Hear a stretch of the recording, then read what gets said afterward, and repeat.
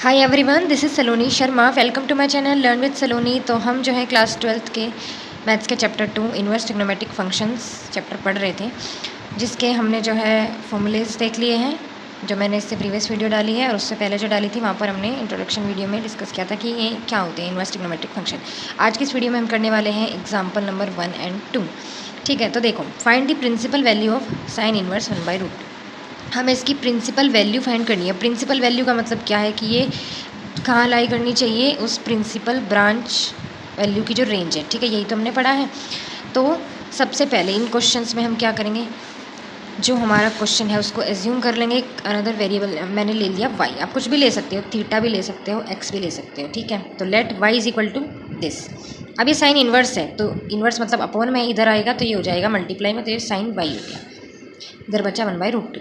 अब देखो, साइन की वैल्यू 1/√2 कहाँ पर होती है, तो टेबल आपको याद है, वो याद रखनी है। ठीक है, जो मैंने सबसे फर्स्ट वाली इंट्रोडक्शन वीडियो वहाँ पर डिस्कस भी किया। 1/√2 कहाँ पर होती है, π/4 पर, 45 पर, साइन 45 की वैल्यू। अब π/4 45 हमें पता है, जो साइन इन्वर्स की जो प्रिंसिपल ब्रांच वैल्यू की जो रेंज है, ठीक है, वो कितनी होती है, -π/2 टू π/2। आप अपनी एक बार ज़रा टेबल रिवाइज करो, ये रही हमारी टेबल वो। तो साइन इनवर्स एक्स की रेंज क्या होती है, -π/2 टू π/2, माइनस के 90 टू 90, यानी कि, और ये भी इंक्लूड होंगे, क्लोज इंटरवल है, तो -90 और 90 के बीच की वैल्यूज़, तो 45 तो इसके बीच में आ रही है। तो इट मीन्स कि ये क्वेश्चन तो बड़ा ही सिंपल है, आपको यहाँ कोई तोड़ जोड़ कुछ नहीं करना है। ठीक है, बस हमें पता चल गया है कि ये जो है इसके बीच में आ रही है। ठीक है, ये लाइन आपको ज़रूर लिखनी है। We know that this range of this ये होती है। ठीक है, अब साइन y एंड 1/√2 की जगह मैं क्या लिख दूँगी, क्योंकि साइन में इसकी वैल्यू क्या कहाँ पर होती है, π/4। अब ये साइन से ये साइन हो जाएगा हमारा कैंसिल, एंड y मेरे पास आ चुका है π/4। ठीक है, और y मैंने क्या एज्यूम किया था, दिस, तो means the principal value of this क्या हो जाएगी हमारी, π/4। So therefore the principal value of sine inverse 1/√2 is π/4। ये हमारा आंसर है। समझ गए? तो साइन इनवर्स 1/√2 की वो वैल्यू जो इसकी प्रिंसिपल वैल्यू ब्रांच की रेंज में लाई करेगी, वही इसकी क्या होगी, हमारी प्रिंसिपल वैल्यू होगी। चलिए भाई, अब आ जाते हैं हम सेकंड एग्जांपल पर। और सेकंड में देखो, मुझे क्या दिया हुआ है, कोट इनवर्स माइनस के 1/√3। देखो, जो हमने अपनी टेबल में डिस्कस किए थे, एक बार वापस से मैं लाती हूँ ज़रा। हमारे पास साइन, टैन एंड कोसेक, इनकी जो इन्वर्स की रेंज है वो क्या है, -π/2 टू π/2। ठीक है, इनमें ये सिमिलरिटी थी, और इनमें कॉस, सेक एंड कोट, इनमें क्या था, 0 टू π। ठीक है, अब जो हमारी एक्सरसाइज में क्वेश्चन आने वाले हैं ना, एक्सेप्शन वाले जो अलग होंगे थोड़े, वो कौन से होंगे, वो यही होंगे। क्यों होंगे मैं बता देती हूँ, क्योंकि यहाँ पर क्या होता है, 0 टू π लेना है। अब 0 टू π का क्या मतलब है, 0 से π के बीच की आएगी, यानी 0 से नीचे वाली नहीं आएंगी, माइनस की वैल्यूज़ वहाँ पर नहीं होंगी। तो जब भी कॉस, सेक या कोट में जब भी आपको माइनस दिखेगा ना अंदर, तो उन क्वेश्चंस में ही जो है वही आपके एक्सेप्शन है। तो इन तीनों में ही आपको थोड़ा सा अलग एक प्रोसीजर करना पड़ेगा, वो हम अभी देखेंगे। इस क्वेश्चन में तो यहाँ पर भी कोट है और माइनस है। अगर ये माइनस नहीं होता तो सिंपल होता, क्योंकि 0 टू π है, तो मीन्स 0 से π के बीच वो एंगल कोई आ जाएगा, लेकिन माइनस है मीन्स वो नीचे तो नहीं जा सकता 0 से। तो चलिए एज्यूम कर लिया इसको y के इक्वल, देन ये कोट इधर चला गया, तो ये cot y and this is ये। उसके बाद ये लाइन आपको लिखनी ही है, ये मस्ट है। We know that the range principal, ये हो गई इसकी दिस। ओपन इंटरवल होता है, मतलब 0 से π के बीच की वैल्यूज आएंगी। तो अब देखो, कोट π, अब माइनस के 1/√3, ये कोट में कहाँ होता है, tan 30 की होती है एंड कोट 60 की। तो कोट 60 होता क्या है, कोट π/3, और यहाँ पर क्या लगेगा, माइनस, क्योंकि स्टार्टिंग में माइनस है।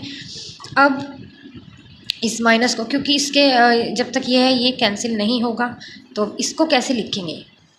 अब देखो, हमने एक फॉर्मूला मैंने बताया है आपको, अभी जो फॉर्मूले वाली वीडियो है उसमें जाके देखेंगे आप कि कोट,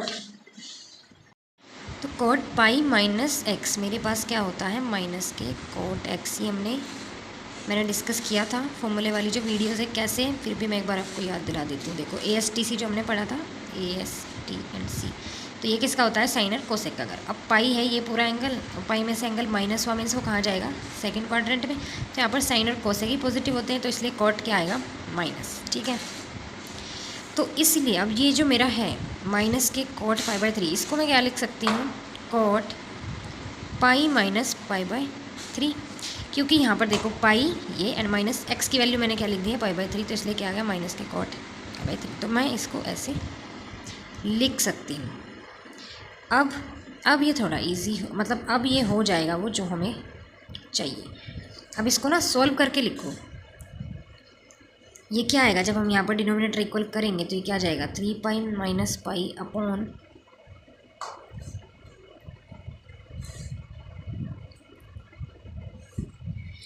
तो 3 माइनस पाई कितना आ जाएगा 2 पाई बाई 3।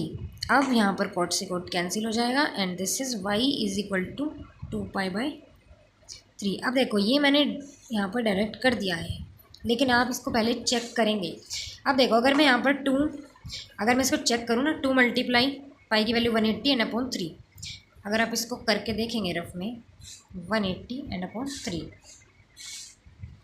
कितना आ गया ये 120। और हमारे पास क्या है वैल्यू 0 to पाई के बीच में ही होगी, तो 120 आ रहा है 180 और 0 के बीच में, तो इट मीन्स ये हमारी प्रिंसिपल वैल्यू है। हो सकता है ये नहीं भी लाई करे इसमें, तो आपका आंसर गलत हो जाएगा। तो इसलिए आप पहले ये जो मैंने किया है ना एकदम से यहाँ पर, या पहली साइड में रफ में करके देखेंगे कि अच्छा ये आ रहा है, तब ठीक है, तब आप ये लिखेंगे। वैसे मोस्टली सही ही आता है, ठीक है। अब आप यहाँ पर लिख देंगे कि प्रिंसिपल वैल्यू क्या है, ये है the principal value of cot inverse minus 1/√3 is 2 pi by 3। अब एक बात आप अच्छी तरह समझ लो कि जो भी कॉस कॉट एंड सेक उनके जो क्वेश्चंस होंगे हमारे, और यहाँ पर वैल्यू जो है नेगेटिव होगी, तो वहाँ हमें यही करना है, ठीक है। क्योंकि ये माइनस वाली चीज़ें यहाँ पर लाई नहीं करेगी, क्योंकि इन तीनों के जो इंटरवल है वो 0 to पाई ही है, तो हमें यही करना पड़ेगा, ठीक है। कब? जब यहाँ नेगेटिव होगा। जब यहाँ पॉजिटिव है तब सिंपल है, तब का सिंपल। अगर यहाँ पर 1/√3 होता ना, तो आप सिंपल यहाँ पर लिख देते कॉट पाई बाई 3 और ये कैंसिल हो जाता और आंसर आ जाता y equal to pi by 3। लेकिन यहाँ पर अगर आप ऐसे करने की कुछ कोशिश करोगे ना, इसको माइनस को ख़त्म करो, आप बोलो कि कॉट माइनस एक्स ये होता है कॉट प्लस का ऐसा कुछ होगा, या कॉस के केस में होगा, तो अब इसको ऐसे ही कैंसिल कर दोगे और y पाई बाई 3 आ जाएगा, जबकि वो आपका आंसर नहीं होगा, तो आपका क्वेश्चन गलत हो जाएगा, ठीक है। ओके गाइस, ठीक है। अभी इस वीडियो में 2 ही एग्जाम्पल करेंगे, मैं आगे की एक्सरसाइज और आगे के एग्जाम्पल भी कराने वाली हूँ, तो इसलिए आप चैनल को सब्सक्राइब कर लें। वीडियो अच्छी लगी है तो लाइक करें, कमेंट करें और अपने दोस्तों के साथ शेयर करें। मैंने 11th क्लास के भी एक चैप्टर की वीडियो बनाई है कॉम्प्लेक्स नंबर की, और हो सकता है आप किसी जूनियर को जानते हो अपने, तो उसको शेयर कर सकते हैं मेरा channel. Thank you so much for watching guys, bye bye.